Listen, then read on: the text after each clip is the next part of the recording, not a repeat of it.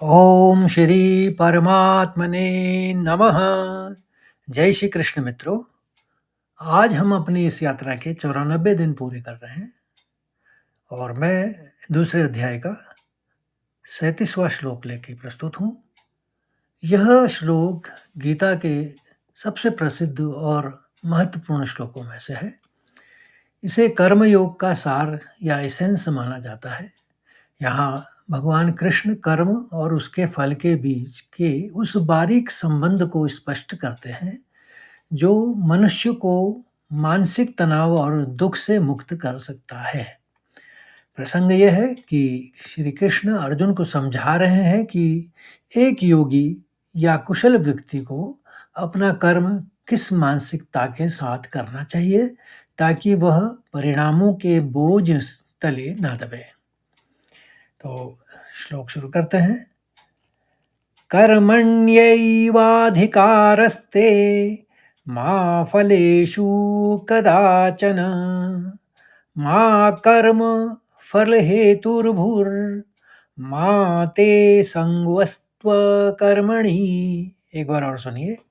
कर्मण्यैव वाधिकारस्ते मा फलेषु कदाचन मा कर्म फलहेतुर्भुर्मा ते संगोऽस्त्व कर्मणि। अब चरणबद्ध तरीके से इसको उच्चारित करते हैं।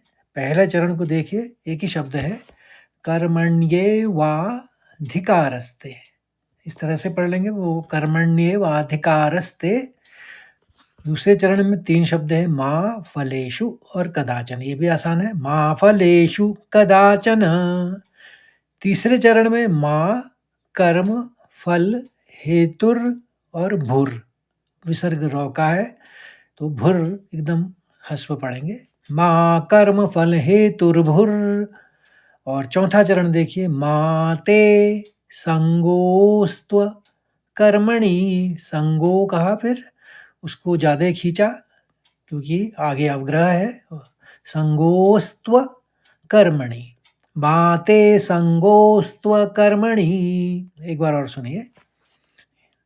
कर्मण्येवाधिकारस्ते मा फलेषु कदाचन मा कर्म फलहेतुर्भुर्मा ते संगोऽस्त्व कर्मणि।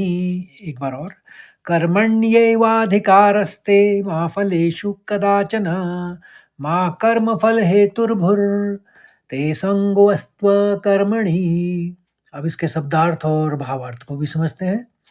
कर्मणि, कर्म करने में या अपनी ड्यूटी करने में, एव ही अधिकार, अधिकार राइट या कंट्रोल, ते तुम्हारा, माँ कभी नहीं या मत, फलेषु फलों में, कदाचन कभी भी, माँ कर्म फल हेतु, कर्म के फल के कारण या कॉज मत बनो, भू हो बनो, माँ ना या मत, ते तुम्हारी, संग आसक्ति यानी अटैचमेंट या जुड़ाव, अस्तु हो अकर्मणि, अकर्म में, कर्म ना करने में या आलस्य में।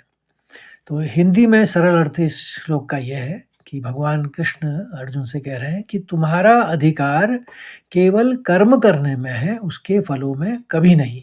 इसलिए तुम कर्मों के फल का कारण मत बनो और तुम्हारी आसक्ति कर्म ना करने या अकर्म में भी ना हो। तो उसका भावार्थ भी निकल के ये आता है कि कृष्ण यहाँ जीवन जीने के 4 महान सूत्र दे रहे हैं। वो क्या है? अधिकार केवल कर्म पर, हमारा नियंत्रण केवल वर्तमान के प्रयास पर है, भविष्य में मिलने वाले परिणाम या रिजल्ट हमारे हाथ में नहीं है क्योंकि वह कई अन्य बाहरी कारणों में भी निर्भर करते हैं। फल की चिंता छोड़ो, कह रहे हैं अर्जुन से। जब हम फल के बारे में सोचते हैं तो हमारा ध्यान बढ़ जाता है और चिंता पैदा होती है। परिणाम की अपेक्षा ना करने से मानसिक शांति बनी रहती है। कर्ता भाव का त्याग, यह मत सोचो कि यह मैंने किया इसलिए मुझे यह ही मिलना चाहिए। स्वयं को फल का कारण मानना ही अहंकार और दुख की जड़ है। और आखिरी में भगवान, अकर्म से बचो, ने का भी संदेश दे रहे हैं कि अक्सर ये लोग सोचते हैं कि अगर फल नहीं मिलना है तो काम क्यों करना है भाई। कृष्ण चेतावनी देते हैं कि फल की इच्छा छोड़ने का मतलब काम छोड़ना नहीं है, कर्म करना तो अनिवार्य है।